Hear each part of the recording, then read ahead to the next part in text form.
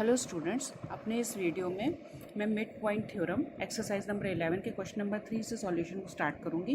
इसके पीछे के सॉल्यूशंस मैं अपने पिछले वीडियो में दे चुकी हूं, अगर आपको उसको देखना तो आप देख सकते हैं। तो क्वेश्चन नंबर 3 एक्सरसाइज नंबर 11 का क्या कहता है कि if D E F are mid points of side A B B C and C A respectively of an isosceles triangle ABC, proof that triangle DEF is also isosceles। तो हम क्या करते हैं, पहले एक ट्राइंगल बना लेते हैं तो जिससे हम लोग को क्लियर समझ में आ जाएगा। ये है ABC, ट्राइंगल बना लिया हमने और इन्होंने कहा DEF are the mid points. तो हमने मान लिया कि ए बी का डी है तो ए बी, ये सब में हमने मिड पॉइंट्स बना लिए। ये हो गया डी और बी सी का क्या है, ई है, बी सी का ई है, ठीक है, डी ई और एफ, और इनको हमने मिला लिया। ये एक हमारा नया ट्राइंगल बनके तैयार हो गया। अब ये कह रहे हैं कि ये हमारा ए बी सी एक आइसोलेस ट्राइंगल है, हमें प्रूव करना है कि डी ई एफ भी हमारा आइसोलेस ट्राइंगल है। ठीक है, तो हम इसका सॉल्यूशन स्टार्ट करते हैं। बहुत सिंपल सॉल्यूशन है, बस समझने की बात है। हमको दिया क्या है, गिवन क्या है, A B C, triangle A B C is an isosceles triangle. ठीक है, ट्राइंगल ABC से आइसोलेस। ठीक है, अब हमको प्रूफ क्या करना है कि DEF is also isosceles. DEF कैसे बना है, इसके मिड पॉइंट्स को जोड़ के बना। तो अब D इज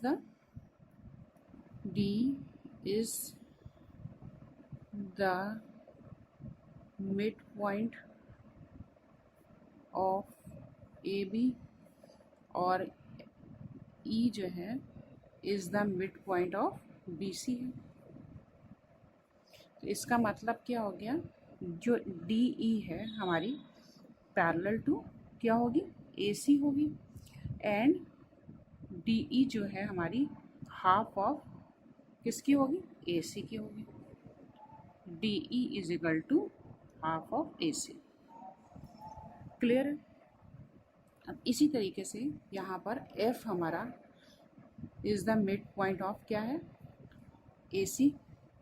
इसका मतलब क्या हो गया, EF जो है हमारी, EF इज पैरेलल टू क्या है, हमारी AB है, और EF is equal to half of AB।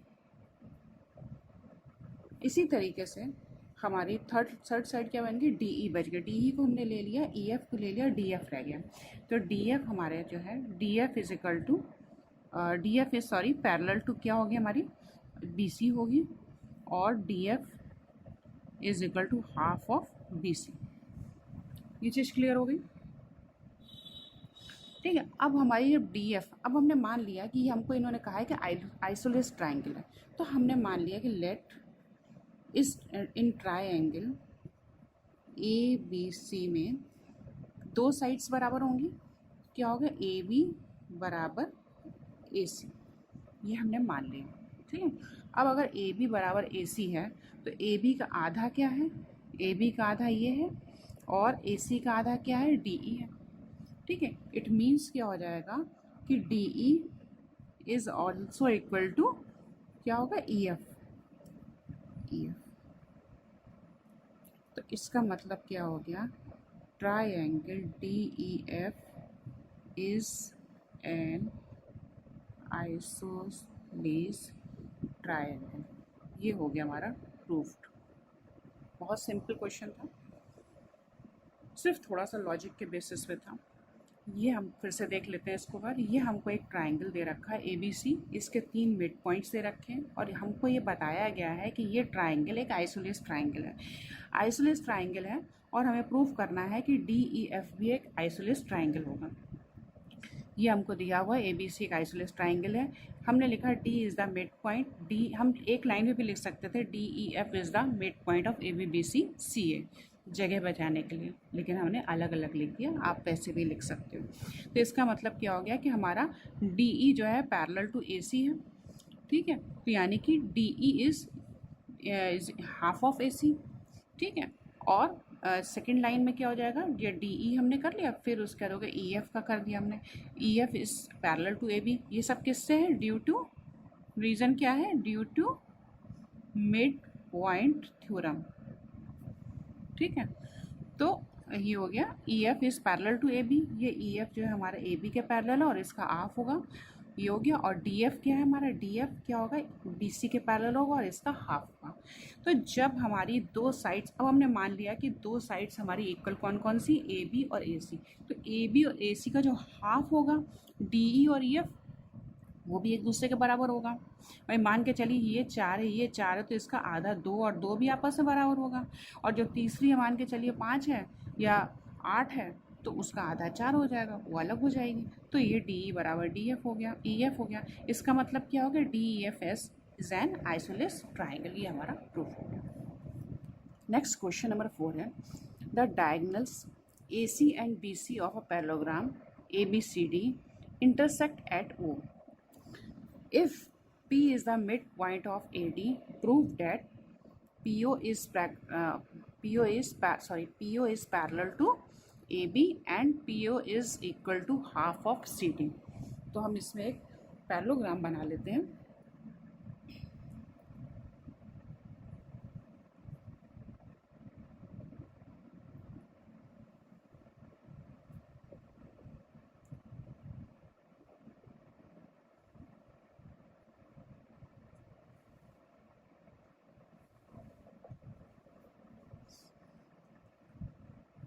A B C D और ए बी और बी डी, ए सी और बी डी, ए सी को मिला लिया और बी डी को मिला लिया,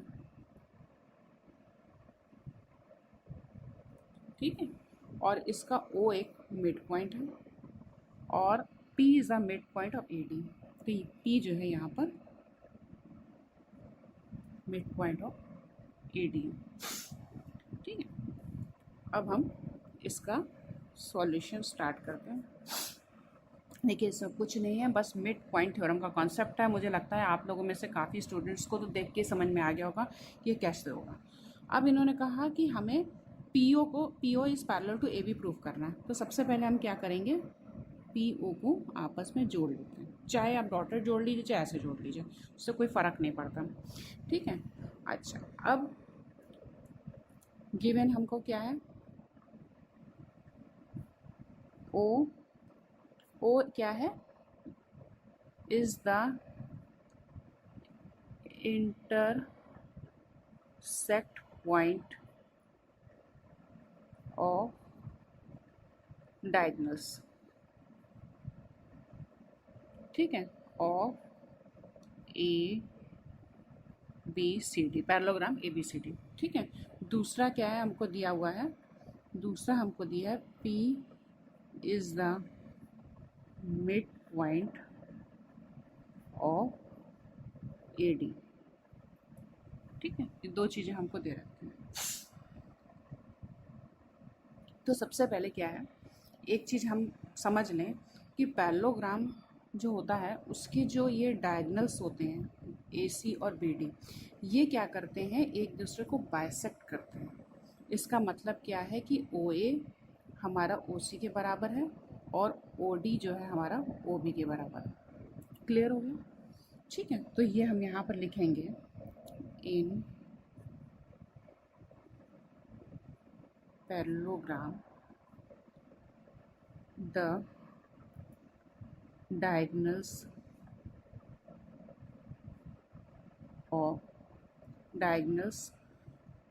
bisects each other, ओके। तो इसका मतलब क्या हो गया, इट मीन्स क्या हो गया, हमारा O A is equal to O C and O B is equal to O D. अब देखिएगा मेन पॉइंट यहीं पर है, मेन पॉइंट यहीं पर है। अब हमको ये प्रूफ करना है कि P O is parallel to A B, P O किसके पैरेलल है, ए बी के पैरेलल। तो अब in triangle A B D में, in triangle A B D में क्या है कि P is the mid point of A D, ठीक है। और O क्या है, O is the bisect point of diagonal क्या है, A C and B D, ठीक है। ये हमें लिखना पड़ेगा। तो इट मीन्स क्या हो गया, ये हमारा मिड पॉइंट हो गया। It means O is the mid point of क्या हो गया, ए सी। क्लियर।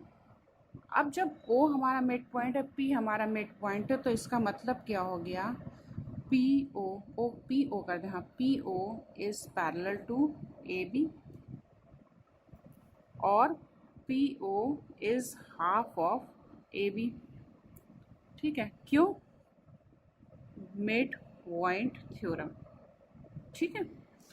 अब जब P O is half of A B आ गया, ठीक है, अब ये पहला पॉइंट तो हमारा प्रूफ हो गया, P O is half of A B हो गया। अब क्या है कि चूंकि पैरेललोग्राम है, ये पैरेललोग्राम है, पैरेललोग्राम में क्या हो जाएगा, in parallelogram A B C D जो ऑपोजिट साइड्स होती हैं वो इक्वल होती हैं, ए बी बराबर C D due to opposite side in parallelogram, ठीक है, ठीक है। अब ये ए बी बराबर सी डी हो गया, तो इस इक्वेशन को हम रिप्लेस कर सकते हैं कि P O is half of C D. तो ये हो गया, इसको कर लीजिए क्वेश्चन नंबर 1। इक्वेशन नंबर 1 ये हो गया, प्रूव्ड फर्स्ट पार्ट हो गया। ये इक्वेशन नंबर 2 हो गई बाय सेकंड, और ये हो गया आपका, इसको कर लो 3rd by 2 and 3, P O is equal to C D. ये हो गया आपका प्रूव्ड सेकंड पार्ट। क्लियर हो गया, फिर से बता देते हैं। ये हमारा एक क्वेश्चन है जिसमें हमको एक पैरेललोग्राम दे रखा है, जिसमें जो इनका इंटरसेक्ट पॉइंट डायगोनल्स का है वो ओ है। ए डी एक साइड पे मिड पॉइंट पी है, हमको प्रूफ करना है कि ये पी ओ जो है ए बी की पैरेलल है, ठीक है, और दूसरा पी ओ जो है ए बी की सी डी की हाफ है, ठीक है।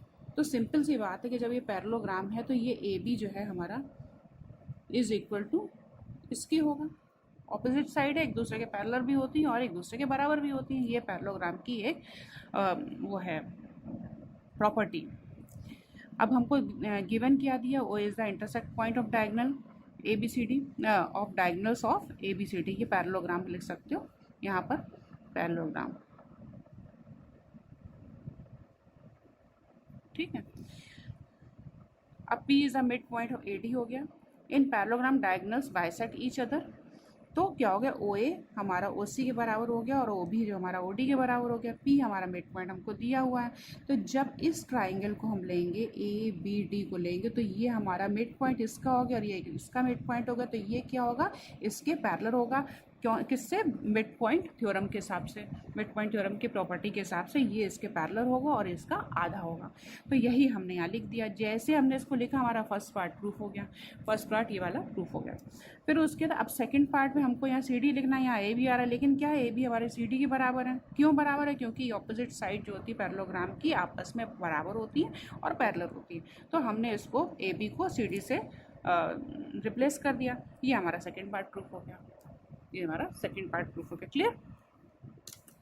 क्वेश्चन नंबर 5 है, in the adjoining figure A B C D is a quadrilateral in which P, Q, R, S are the midpoint of AB, BC, CD and DA respectively. AC is its diagonals. Show that SR is parallel to AC and SR is half of AC. P Q is equal to S R, P Q R S is a parallelogram. ठीक है, तो बहुत simple है, हम इसका solution start करते हैं। ठीक है, थोड़ा सा बड़ा है इसलिए इधर से ले लिया। अब हमको दे रखा है कि ये पी क्यू आर एस क्या है, मिड पॉइंट है ऑफ क्या है, A B, B C, C D and D. ठीक है, अब अगर पी क्यू आर एस हमारा मिड पॉइंट है, ए सी को हमने कंस्ट्रक्ट कर लिया, यहाँ से यहाँ तक मिला दिया, तो in triangle A D C, A D C कौन सा, ए डी सी, सबसे पहले हमको एस आर को लेना है, तो हमने पहले ये वाला ट्रायंगल ले लिया। इन ट्रायंगल ए डी सी में क्या होगा हमारा, ये मिड पॉइंट है, ये मिड पॉइंट है। ठीक है, तो ये ए सी हो गया, यानी कि क्या हो गया, S R is parallel to A C. ठीक है, S R to parallel to A C, सबसे पहले हमारा ये पॉइंट प्रूफ हो गया। और दूसरा क्या होगा, S R is half of A C. क्यों भाई होगा, ये मिड पॉइंट थ्योरम के हिसाब से। ठीक है, ये हमारी पहला पॉइंट, ये हो गया प्रूफ, फर्स्ट पार्ट हो गया। तो ये हो गया फर्स्ट प्रूफ, फर्स्ट पार्ट हो गया। ठीक है, अब हम आते हैं इसके सेकंड पार्ट में। अब इन्होंने कहा P Q is equal to S R, P Q. अब हम लेंगे in triangle A B C, A B C. ठीक है, ए बी सी में क्या होगा कि पी क्यू, पी हमारा मिड पॉइंट है, ये मिड पॉइंट है।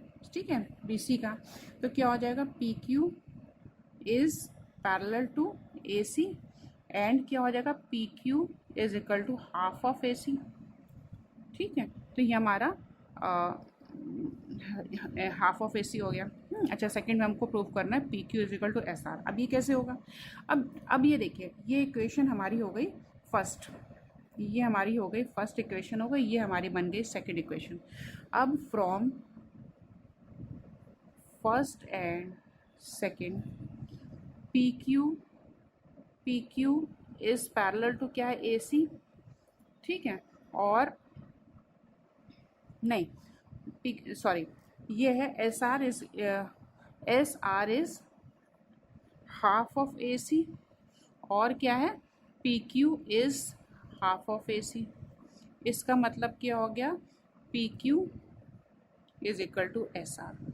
ये हमारा हो गया प्रूव्ड, सेकेंड पार्ट हो गया, समझ में आया। ठीक है, अब हमको थर्ड पार्ट प्रूफ करना है कि P Q R S is parallelogram. अब हम फिर से इक्वेशन नंबर फर्स्ट और सेकंड को लेते हैं कि हमने जब इन दोनों को लिया तो सबसे यहाँ हमने सेकंड पार्ट में प्रूफ करा कि P Q is equal to half of A C, P Q is equal to S R हो गया, दोनों ही हाफ ए सी के थी, तो दोनों ही एक दूसरे के बराबर हो गए। अब हम इसका ये सेकंड पार्ट उठाते हैं, S R is parallel to A C और P Q is parallel to A C. तो हमने कहा फिर अगेन कंपेयर करा, तो क्या हो गया, P Q S R is parallel to A C and P Q is parallel to A C. It means क्या हो गया, S R is parallel to P Q, और दोनों ही P Q and half of A C. Clear है, तो क्या parallelogram के करीब हम आ रहे हैं कि दो ऑपोजिट साइड्स जो हैं एस आर और पी क्यू जो हैं एक दूसरे के पैरेलल हैं और एक दूसरे के बराबर हैं। ठीक है, तो इसका मतलब क्या हो गया, इसका मतलब यहाँ हम प्रूफ कर चुके हैं P Q is equal to S R.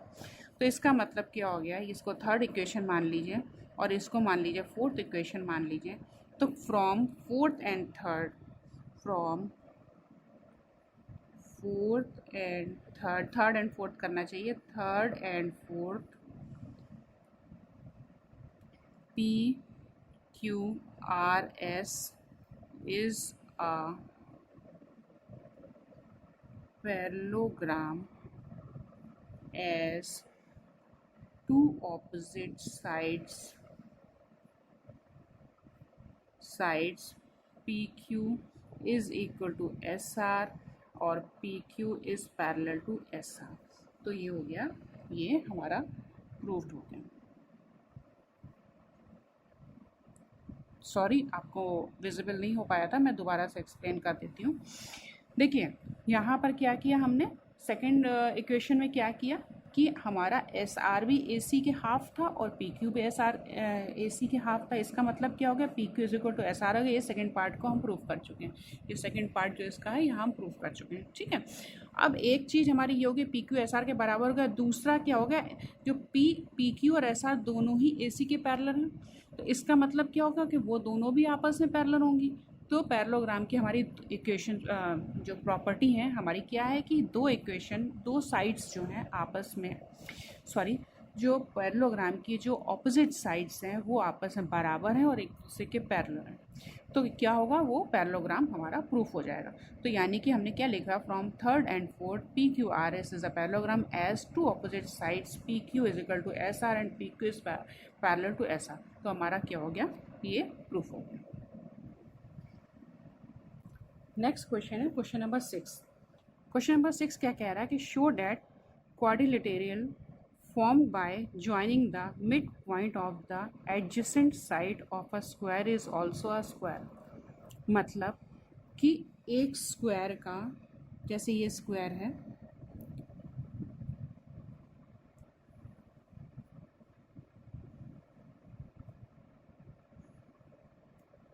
ये स्क्वायर है ए बी सी डी।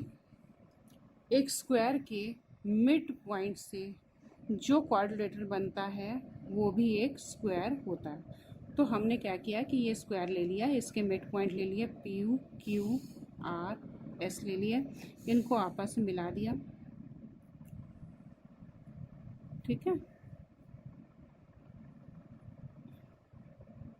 तो हमको ये प्रूफ करना है कि ये पी क्यू आर एस जो है ये भी एक स्क्वायर है। तो हमने एक काम और किया कि इसमें हमने इनके डायगोनल्स को भी जोड़ लिया। ठीक है, चाहे पूरा ही मिला लें, कोई दिक्कत नहीं है, क्वेश्चन तो हमें सॉल्व ही करना है। ठीक है, तो हमको दिया क्या है, मिड पॉइंट्स दिए हैं और हमें कुछ नहीं दिया हुआ। ठीक है, तो हम इसका सॉल्यूशन स्टार्ट करते हैं। ठीक है, सॉल्यूशन स्टार्ट करते हैं। अब हम लेते हैं सबसे पहले एक ये वाला ट्राइंगल लेते हैं, ए बी डी लेते हैं। ए बी डी में क्या है, ये एस आर, जब ये मिड पॉइंट है, एस इसका मिड पॉइंट है, आर ए डी का मिड पॉइंट है, और ये बी डी जो है हमारा डायगोनल है। तो क्या होगा, ये इस ट्राइंगल में जब दोनों मिड पॉइंट मिलेंगे तो क्या होंगे, इसके पैरेलल होंगे। यानी कि क्या होगा कि ये S R is parallel to किसके, बी डी के होगा। ठीक है, इसमें हम लिख देते हैं किस ट्राइंगल में लिया, in triangle A B D, A B D. S R जो है पैरेलल टू बी डी है और S R is half of B D है। ठीक है, ये किससे, क्यों है, ये मिड पॉइंट थ्योरम के उससे, ये इक्वेशन हो गई 1। दूसरा हम लेते हैं triangle B C D, B C D लेते हैं। तो इसमें क्या है, P Q is parallel to B D है। इसमें ये मिड पॉइंट है, ये मिड पॉइंट है, तो ये इसके पैरेलल टू बी डी होगी। और क्या होगा, P Q is 1/2 of B D. M P T theorem equation number बन गई 2। ठीक है, अब हम लेते हैं ये वाला ट्राइंगल ले लेते हैं। ठीक है, ए बी सी ले लेते हैं, triangle A B C. A B C में क्या होगा, एस पी, एस पी क्या होगी, ये पैरेलल टू किसकी होगी, ए सी की होगी। मतलब कि S P is equal to 1/2 A C. क्यों, M P T question number 3, इसको ब्रैकेट में कर दो। ठीक है, फिर हमने लिया चौथा ट्राइंगल लिया A D C, A D C. A D C में क्या है, आर और क्यू क्या है, ए डी और डी सी के मिड पॉइंट है। तो क्या होगा, आर क्यू जो है ए सी की पैरेलल होगी और हाफ होगी। तो ये हो गया R Q is parallel to AC और RQ is equal to half of AC। क्यों? MPT इक्वेशन नंबर बन गई 4। ठीक है। अब हमको जो उन्होंने दिया हुआ था, हमको दिया है कि ABCD क्या था, हमारा स्क्वायर था। ठीक है, ABCD हमारा स्क्वायर था, ये हमारा क्या था, गिवन था। तो स्क्वायर में क्या होता है कि जो इसके डायगोनल्स होते हैं वो एक दूसरे को बाइसेक्ट करते हैं और एक दूसरे के इक्वल होते हैं। एक चीज़ होती है स्क्वायर की, स्क्वायर में क्या होता है, ABCD क्या है, हमारा स्क्वायर है, and diagonals of square are bisect करते हैं, bisect each other at 90 degree. पहली चीज़ ये हो गई। और क्या होता है, and equal to each other, ये स्क्वायर की प्रॉपर्टी होती है। इसका मतलब क्या है कि इसके हिसाब से जो स्क्वायर की प्रॉपर्टी होती है उसके हिसाब से हमारा क्या है, AC is equal to BD। AC जो है हमारा BD के बराबर है। ठीक, अब जब AC हमारा BD के बराबर है, हम 90 डिग्री की बात बाद में करेंगे क्यों हमने लिखी, हमने 90 डिग्री का हमें काम आना तो हमने एक ही जगह लिख दिया। अब AC हमारा BD के बराबर है तो कंपेयरिंग इक्वेशंस 1, 2, 3 एंड 4 क्या हो गया, जब हमारा AD BC के बराबर है तो हमारा SR जो है BD का आधा है, PQ हमारा BD का आधा है, SP जो है AC का आधा है और RQ AC का आधा है। जब ED और AC बराबर है इसका मतलब क्या हो गया कि हमारा SR PQ के बराबर है। अगर हम सिर्फ BD को लें यहाँ पर तो क्या होगा कि हमारे जब SR BD का आधा और PQ भी BD का आधा तो ये दोनों आपस में बराबर होगा। और अगर हम AC को लें तो SP और RQ आपस में बराबर हैं क्योंकि दोनों ही AC की आधी हैं। अब हमने जब कह दिया AC और BD भी आपस में बराबर हैं तो इसका मतलब क्या हो गया कि हमारा SR is equal to PQ is equal to SP is equal to हो गया RQ, यानी कि ऑल साइड्स आर इक्वल। ठीक है, लेकिन अभी हमारा स्क्वायर प्रूफ नहीं हुआ। स्क्वायर में चारों साइड्स बराबर होती हैं बट उसमें हमको वो हमारा जो है पैरेललोग्राम नहीं होता है। ठीक है, हमको उसके सारे ये जो सारे जिसके साइड्स हैं ये हमें 90 डिग्री पे प्रूफ करना है। जो अगर ये हमारा स्क्वायर है ये वाला तो ये हमारे चारों साइड्स जो है इसके 90 डिग्री पे होते हैं, ये अंडरस्टूड होता है। तो अगर हम इसको हमें 90 डिग्री प्रूफ करना है तो तभी वो हमारा ये स्क्वायर प्रूफ होगा। तो अभी हमने क्या लाइन लिखी, स्क्वायर्स में क्या होता है कि ABCD स्क्वायर है और जो diagonals of squares are bisect each other at 90 degree and equal to each other. तो इक्वल टू ईच अदर में तो ये सारी साइड्स जो हमारे ये मिड पॉइंट्स को जोड़ के बनी थी बराबर हो गई। अब हम 90 डिग्री वाला पॉइंट लेते हैं। तो अब हम क्या करते हैं, जैसे ये हमारा ए स्क्वायर था तो ये हमारा मान के चलिए यहाँ पर ओ पे ये बाइसेक्ट कर रहे हैं। जब ये O पे बाइसेक्ट कर रहे हैं तो अभी हमने कहा है 90 डिग्री पे करते हैं बाइसेक्ट होती है, यानी कि ये एंगल हमारा 90 डिग्री है। ठीक है, ये एंगल 90 डिग्री है और यहाँ हम लोग लिख के भी बता देंगे ये एंगल हमारा 90 डिग्री है और ये जो SR है ये हमारी पैरेलल टू BD है। तो इसका मतलब क्या हो गया कि ये एंगल प्लस ये एंगल दोनों मिला के क्या होंगे 180 डिग्री। क्या क्यों होंगे, क्योंकि को इंटीरियर एंगल है, को इंटीरियर एंगल होंगे, इनका टोटल क्या होगा 180 डिग्री होगा, यानी कि ये एंगल भी हमारा 90 डिग्री का हो जाएगा।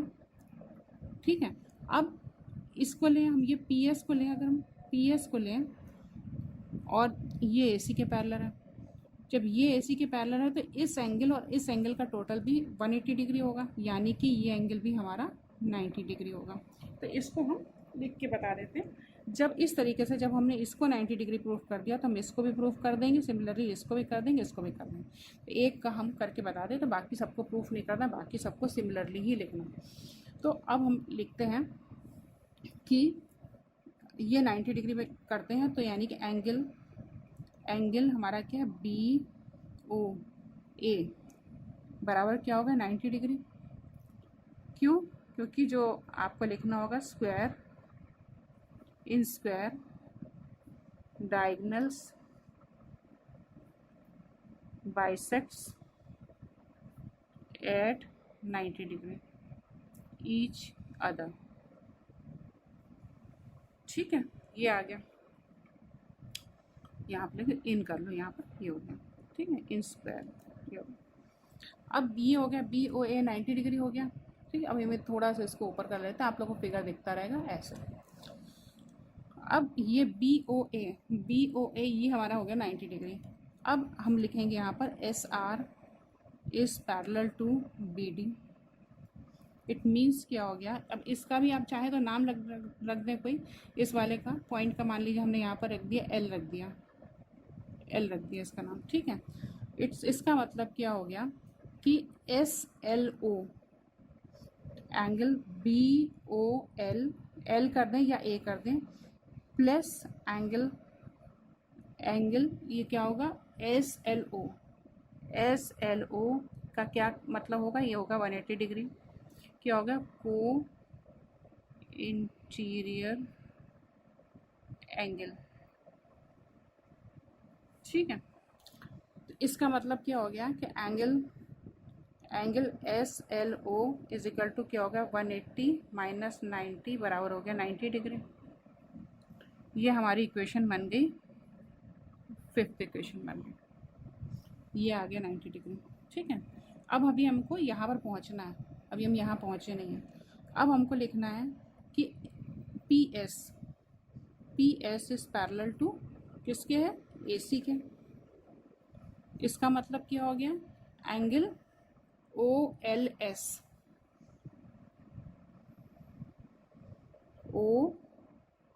एस प्लस यहाँ पर कर दे P S L plus angle P S L का टोटल क्या होगा 180 डिग्री।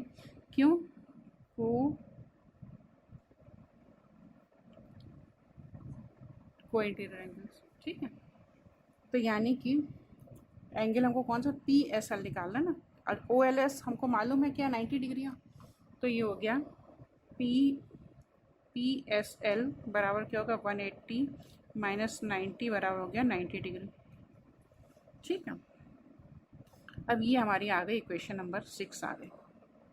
ठीक है, अब जब ये हमारा आ गया 90 डिग्री, तो सिमिलरली हम इसको और इसको भी प्रूफ हो जाएगा, इसको और इसको भी प्रूफ हो जाएगा कि 90 डिग्री। तो हम यहाँ पर लिखेंगे सिमिलरली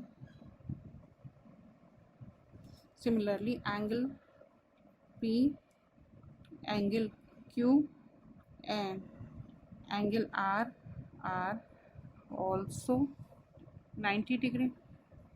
क्यों, क्योंकि ये पैरेलल है भाई, ये पैरेलल है और ये भी पैरेलल है और ये भी पैरेलल है, तो ये चारों बाकी के तीनों एंगल भी 90 डिग्री प्रूव हो जाएंगे। ये इक्वेशन बन गई हमारी 7। ठीक है, अब ये 7 इक्वेशन बन गई। अब हम लिखेंगे कंपेयरिंग इक्वेशन 5, 6 एंड 7। इन तीनों इक्वेशन को जब हम कंपेयर करेंगे तो क्या होगा, हमारा angle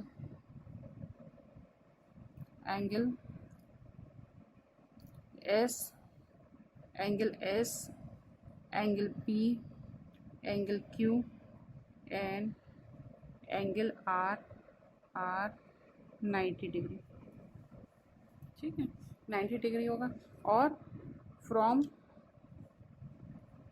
equation 1 2 3 4, from equation 1 2 3 4 S R is equal to P S is equal to P Q is equal to R Q. चारों साइड्स भी हमारी बराबर है। तो इसका मतलब क्या हो गया, कि P Q R S is also a square. ठीक है, ये हमारा हो गया प्रूफ्ड। क्लियर हो गया।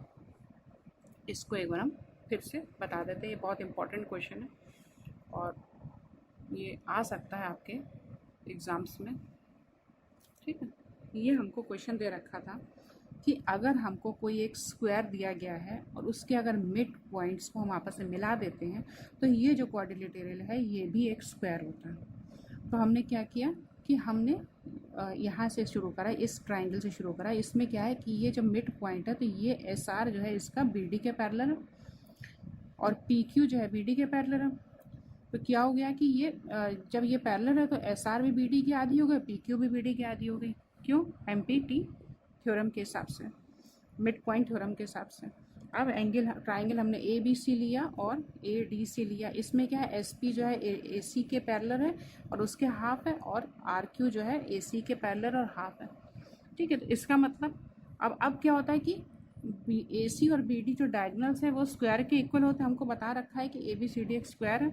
तो जब ए सी और बी डी बराबर हैं, ए सी और बी डी बराबर है, तो इसका मतलब ये चारों साइड्स भी हमारी बराबर होंगी।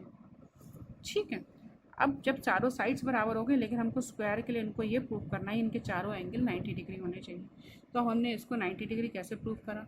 90 डिग्री प्रूव करने के लिए हमने इसको ये करा कि ये जो है बाइसेक्ट करते हैं, 90 डिग्री पे बाइसेक्ट करते हैं और 90 डिग्री पे बाइसेक्ट करते हैं।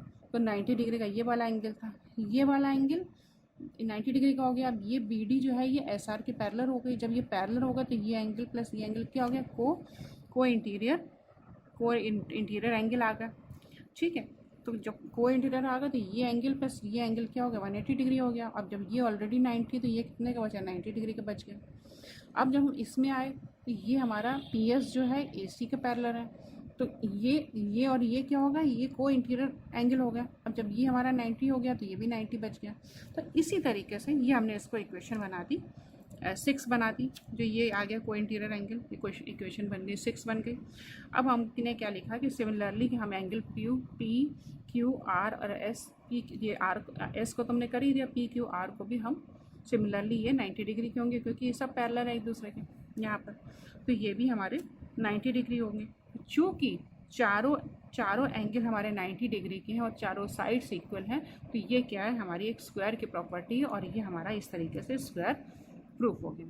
तो स्टूडेंट्स, हमारी पूरी कोशिश रहती है कि आपको किसी भी क्वेश्चन को बहुत अच्छे से स्टेप बाय स्टेप एक्सप्लेन करें और एक बार से दोबारा मैं समझाती हूँ ताकि कोई भी चीज़ हम मेरे समझाने से छूट गई हो या आपके समझने से छूट गई हो तो दोबारा से क्लियर हो जाए।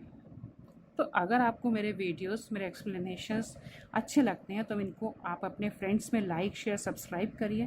Thank you so much.